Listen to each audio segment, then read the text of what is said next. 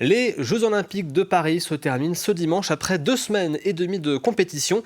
C'est passé vite et la Vendée y était bien présente avec 5 athlètes. Alors, ont-ils réussi leur jeu? Les Vendéens ramènent-ils des médailles? Vous dressez le bilan, Mathis Pires.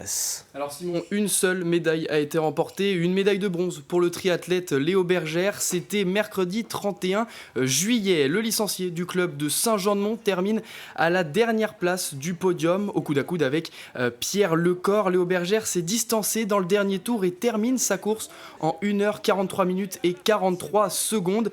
Il réalise tout de même un exploit en devenant le seul triathlète homme français à monter sur un podium en épreuve individuelle.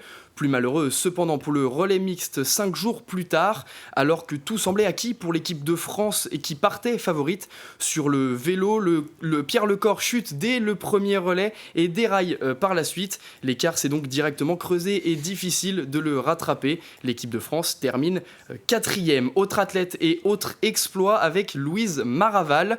Malgré sa 8e place en finale de 400 mètres haies hier soir, la native de la Verrie est la première française à se hisser en finale olympique dans cette discipline. Il lui reste tout de même une dernière chance de médaille lors du 4x400 mètres féminin ce samedi 10 août, 6 qualifications de l'équipe de France.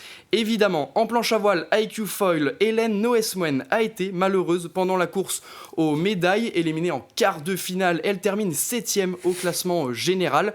Et à nos confrères de la chaîne L'équipe, la championne du monde 2021 s'est confiée sur sa performance. Elle dit, je cite, « C'est rageant, on sait que ce format est cruel. J'ai élevé mon niveau de jeu au cours de la semaine, mais malheureusement, ça n'a pas suffi. » Une contre-performance aussi du côté de l'équipe de France féminine de football. Leur compétition s'est brutalement terminée en quart de finale face au Brésil. Constance Picot, gardienne numéro 2, était titulaire pendant la rencontre. Et malgré de nombreuses occasions d'ouvrir le score, elles encaissent ce but dévastateur à la 82e minute.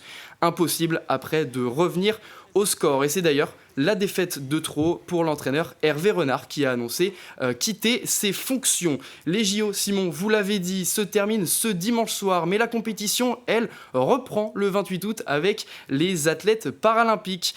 Ils sont pour le moment 5 du côté de la Vendée à être qualifiés et 10 autres vont essayer de décrocher leur place dans les prochains jours. Merci Mathis Pires. Et à noter que la flamme paralympique passera par la Vendée et plus précisément à La Roche-sur-Yon. Ce sera le 25 août prochain avec un parcours dans le centre-ville du chef-lieu du département.